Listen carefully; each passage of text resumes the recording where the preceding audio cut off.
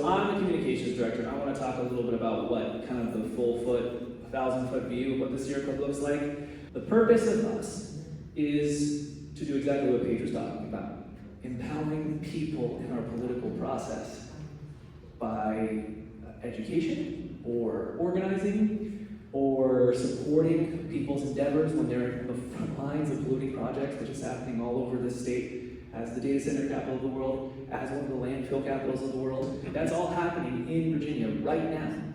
Yeah. Sorry, someone's like, ooh, I didn't mean to scare you. But it's okay, because we're on the case. Everything's going to be all right. Of course, we have this apparatus of climate change is like one of the biggest bat signals to get people to be involved. But really, what I like to do is talking about climate change through the way up, not working your way down. Because all of these things have massive impacts on people's lives and livelihoods right now.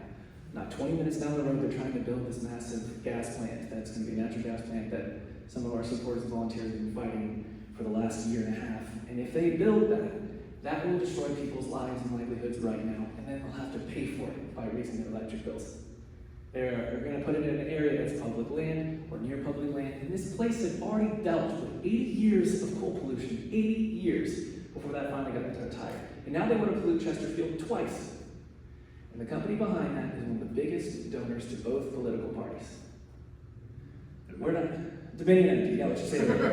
I'm worried they're like the boogeyman if I say it too many times. They're just going to show up and raise my electric bill some more. But at the end of the day, they're always going to have more money than us. And unfortunately, our environment and the status of these things are intertwined with our politics. And we cannot expect our politicians to act in accordance unless we hold them accountable, unless we tell them that you represent us too. Want to know why? Because we pay taxes too. We contribute to our economy and our communities and our society too. So we deserve a voice in this. But we can't expect normal, everyday people to know how to navigate the process or to have those compelling arguments or to know who to talk to at what times. That is our job, connecting you with decision makers in important moments so that we can build a brighter future for all Virginians, not just the few that have, not just the big companies, the big industry, but all of us in every community. Not the ones that have been treated like dumping grounds like in our rural areas, but everybody. That's important to us. So that's the what we do. And why do we do it? I guess maybe because it's the right thing to do.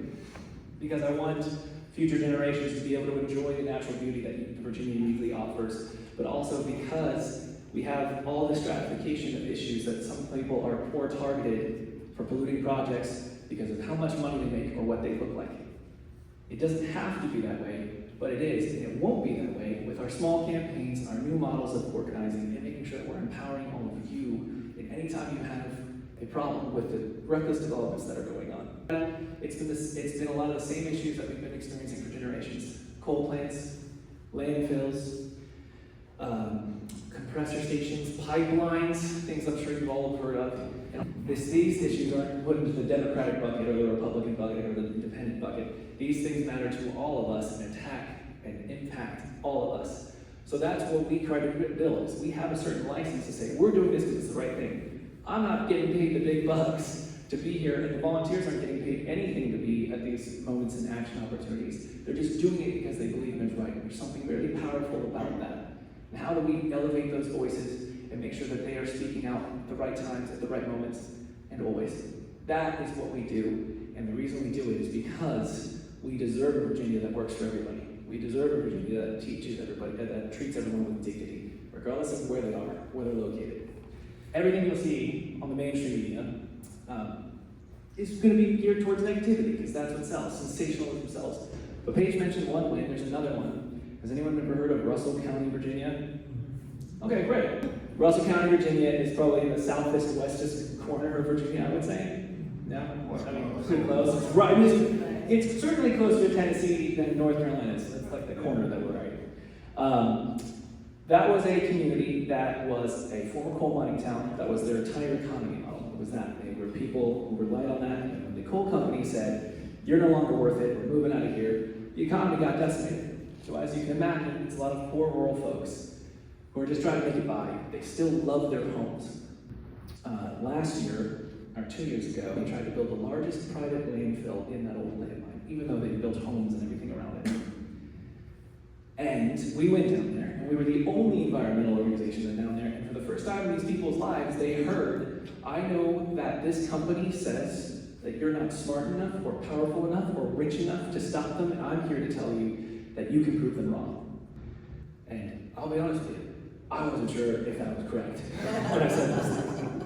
But it was important to know that they didn't deserve to be alone, and they needed to know that from people like us, a grassroots organization, that we see everybody. And we want them to know that if they're going to stand and fight, we will fight with you.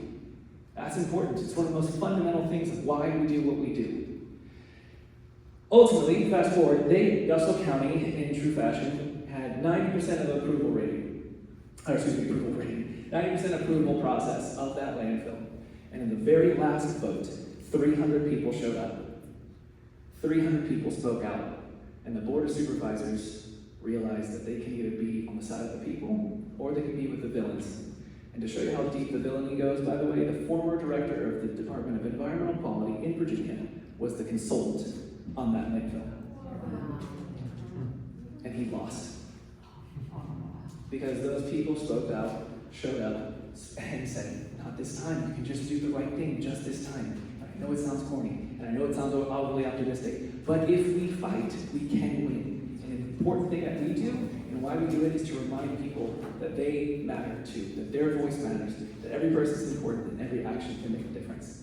So if you don't part of this year club yet, I hope you'll join us, because we need as much help as we can get to build this brighter future and a better tomorrow, just one that's going to be built out of us. Thank you.